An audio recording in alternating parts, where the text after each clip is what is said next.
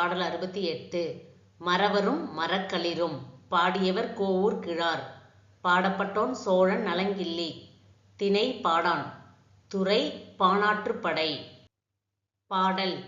உடும்பு உரித்து அன்ன என்பு எழுமருங்கின் கடும்பின் கடும்பசி கலியுணர் காணாது செல்சிவித்து ஆகிய கேள்வி நொந்து நொந்து ஈங்கியவன் செய்தியோ பாண பூண் சுமந்து அம்பகட்டு எழிலிய செம்பொறி ஆகத்து மென்மையின் மகளிர்க்கு வணங்கி வன்மையின் ஆடவர் பிணிக்கும் பீடுகழு நெடுந்தகை புனிறு தீர்க்குழவிக்கு இளிற்றுமுலை போல சுரந்த காவிரி மரங்கொள் மலிநீர் மன்பதை புறக்கும் நன்னாட்டு பொருணன்.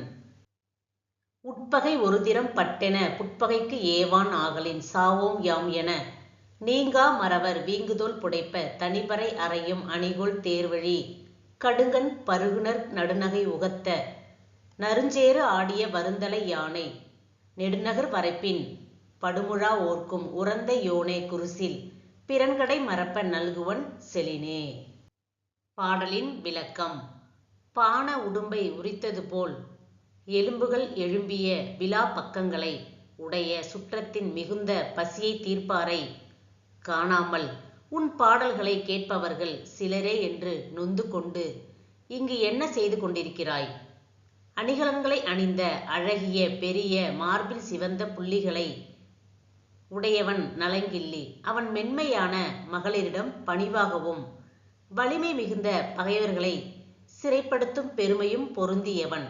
அவன் குழந்தை பிறந்தவுடன் பால் சுரக்கும் முளைபோல் நீர் பெருகிய காவிரி வெள்ள பெருக்கெடுத்து கரையிலுள்ள மரங்களை அழிக்கும் சோழ நாட்டுக்கு தலைவன்.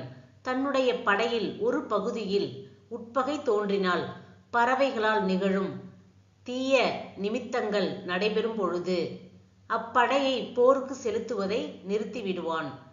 போருக்கு செல்ல இயலாததால் அந்த படை வீரர்கள் செத்துவிடுவோம் என்று கூறி தங்கள் பருத்த தோலை தட்டுவர். அவர்கள் ஆத்திரம் தணிவதற்கு தேரோடும் தெருக்களில் தாழ்ந்த ஒளியில் பறையை முழக்குவர். அவர்களில் சிலர் நன்கு முதிர்ந்த கல்லை பருகியதால் நடுங்கும் கைகளால் அக்கல்லை சிந்துவர்.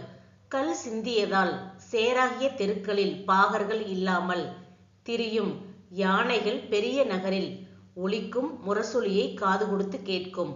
அத்தகைய உறையூரில் சோழன் நலங்கிள்ளி உள்ளான். நீ அவனிடம் சென்றால் அதற்கு பிறகு வேறு யாரிடத்தும் செல்வதை மறக்கும் அளவுக்கு பரிசளிப்பான். தேங்க்யூ ஃபார் வாட்சிங். இந்த வீடியோ உங்களுக்கு பிடிச்சிருந்தா லைக் பண்ணுங்க, ஷேர் பண்ணுங்க, கமெண்ட் பண்ணுங்க.